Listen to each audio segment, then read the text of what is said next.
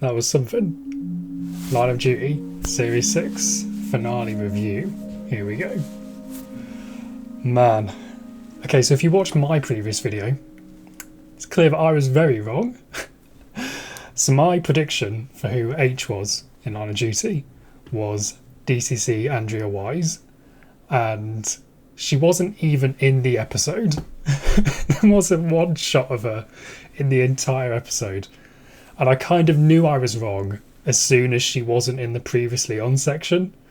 The recap bit at the beginning, I was like, oh, that's not a good sign. So here is my review of the Series 6 finale. It's caused a lot of controversy online. But what do I think of it? The majority of the episode, I enjoyed watching. I think they did really good work with Ted, Steve and Kate to give them a nice kind of well-rounded story, especially with Ted. And his speeches towards the end were really, really good. I think Adrian Dunbar put in one of the best performances he's ever done on the show. So I can't fault anything from the main three. Character-wise and story-wise, I liked what they did with them. And I liked the fact that they didn't get killed or arrested or something. They've got out the series intact. However, the elephant in the room is obviously who H was revealed to be. I think part of the problem with this is expectations. The series itself and all the marketing around it was hyping up this mystery of who H is. For the past 3 series, we've been given little bits of information of who this person could be. The characters in the show treated it like a big deal. People like John Corbett, they treated it like a massive question that needed to be answered. And all the marketing, the trailers, everything, every investigation has led to this. I think people's expectations were so high, and they'd encouraged people to come up with their own theories. Weirdos on the internet making 17-minute long theory videos about an obscure character who's not even in the final episode. They'd encourage people to do that. It felt like they wanted the audience to play detective, as Craig Parkinson said. I think that's part of the problem of, why people are disappointed. If you're going to hype up the question and the mystery to that degree, then maybe you want to have an answer that feels kind of satisfying. And because Buckles, I haven't even said that yet, Buckles, he's H. Buckles is H. Because Buckles is kind of such an incompetent character, I don't think it lives up to what people were hoping for. I think people just wanted a classic villain, someone who just comes across a bit evil. And Buckles doesn't really fulfill that. However, I would give credit to the fact that I wasn't expecting it. And because it wasn't a character I was expecting, I actually found that quite surprising and I enjoyed that. When he sat down, I was like, no, what? No. I didn't even put Buckles in my theory video. I went through like 7 different people it could be, and I didn't even mention him because I ruled him out. I thought because of the prison scene, when the OCG, Lee Banks, threatens Buckles in the prison cell, I was like, well, it can't be him, because if he's the top dog, then he's letting him get away with murder, literally. He's letting them threaten him, and I thought, well, that can't be a top man. You can't have a 4th man who's letting the OCG just threaten him and treat him like a pathetic member of the organisation. But turns out that was the point. That was what they were going for. It's like I say, it was a big surprise, and I actually quite enjoyed that surprise. But I was disappointed. I enjoyed it, but I was disappointed. And I think everyone shared that same feeling of like checking the time throughout the episode, thinking like, surely they're going to announce someone else. It's going to be Carmichael or it's going to be Osborne, and got to like 5 minutes left and you're like, oh, I guess it is Buckles. So yeah, I was a little bit disappointed. But then how much of that is because I made a theory video and I just wanted my theory to be right? And I think a lot of other people are like that. They just want their theory to be right. And I think a lot of people would be disappointed no matter who was revealed as H. So there is that. But I think once the dust settles on this episode and people rewatch it and think about it more, I think people will be a lot less disappointed. I'm already kind of feeling more happy about how it unfolded. I think basically the twist isn't that Buckles is H, it's that the whole system is corrupt. And through writing this episode, I think that was what Jed was intending. He was trying to shine a light on how institutional corruption plays a part in these things, and someone who is incompetent can rise up the ranks.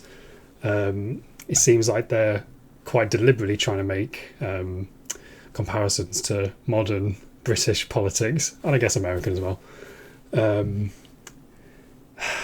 which I understand the merit of that, and I understand that that could be a powerful message. But I think the reason a large part of the audience will feel disappointed in that is that it felt like the show was building up to a grand, villain. And instead we kind of got a thematical villain in the idea of institutional corruption. So I think that's why people are disappointed. I think people just wanted a villain. The other problem with how they revealed it is the clues that led to Buckles being arrested were clues that the audience never had access to. It kind of just came out of nowhere a bit. That they just searched through these messages and found that Buckles is spelled definitely wrong several times. Maybe it would have been more satisfying if it was clues from earlier in the series that the audience could have picked up on as well. Kind of comes out of nowhere. And it's a bit weird to me that they don't actually do a lot of detective work in this episode. It's mainly just happening to intercept messages online. And, props to Chloe, she did a great job. But it is weird that the main three don't really do a lot of detective work to catch Buckles. It's mainly her, and it mainly comes from just, hacking a computer. I think people would feel differently about Buckles if there was a really interesting way that they caught him, and if he'd done more of a switch of personalities and you find out that he is a bit more of a criminal mastermind. I think it's the fact that he's still incompetent. It's like, well, why have people been risking their lives? Why did John Corbett get himself killed to catch this idiot? Just processing it. I think that was the mistake people like me and other parts of the audience have made, is that we wanted a mastermind, we wanted an evil mastermind, and we got an idiot and a wider point about how corruption works, and that's admirable. But it's not what we wanted.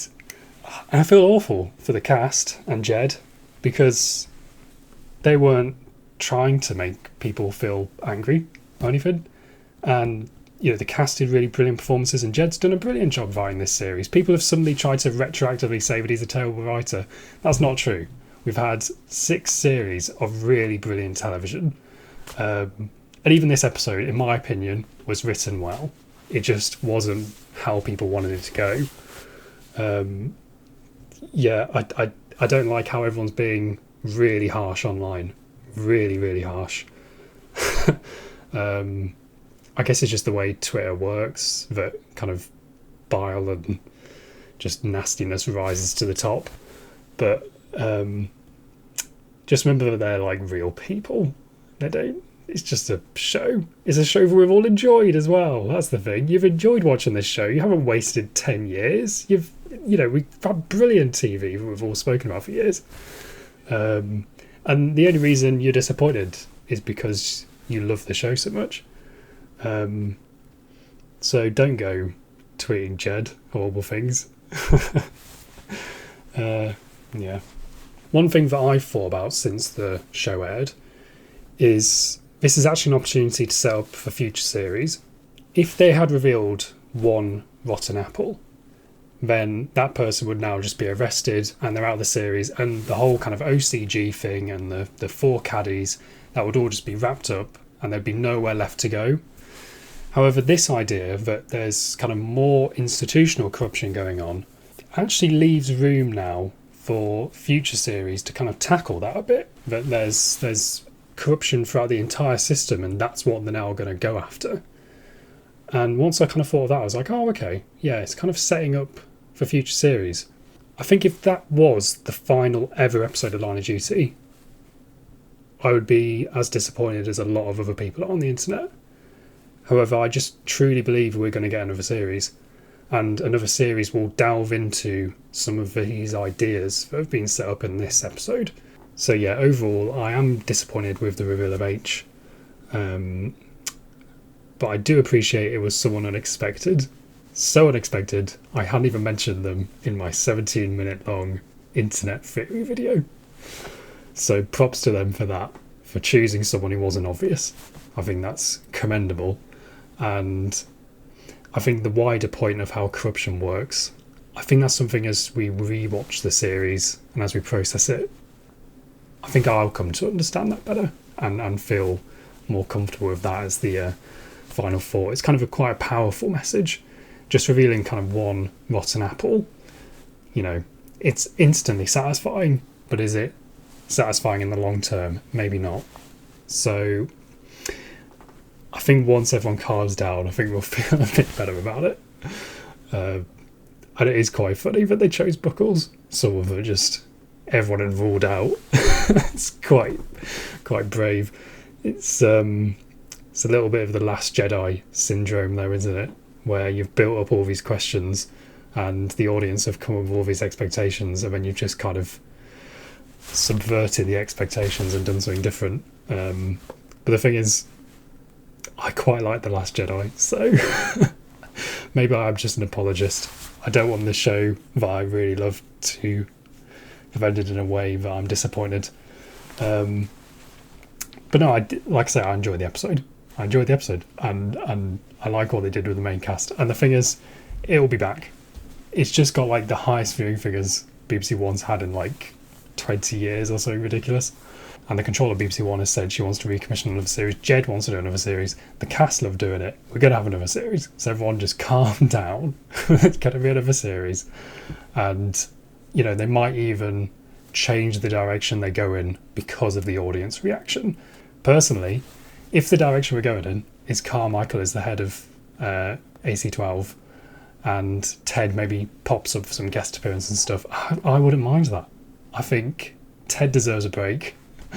They've kind of done everything they can do with him, and the idea of Anna Maxwell Martin being like the new lead of AC-12 actually really excites me. I really like the Carmichael character, especially now that she's going to have a bit of a kind of character arc of, you know, changing her ways. I think that's going to be quite satisfying to watch, and she works really well with Steve and Kate as well.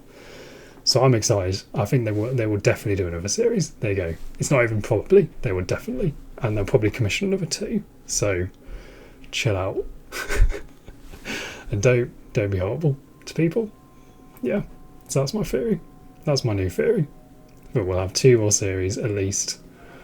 Shalom, Brune-Franklin should be on the new leads after a stunning display of catching H when Steve, Kate and Ted took 10 years to do it. Yeah, so we'll be alright. The dust will settle. We'll all be okay.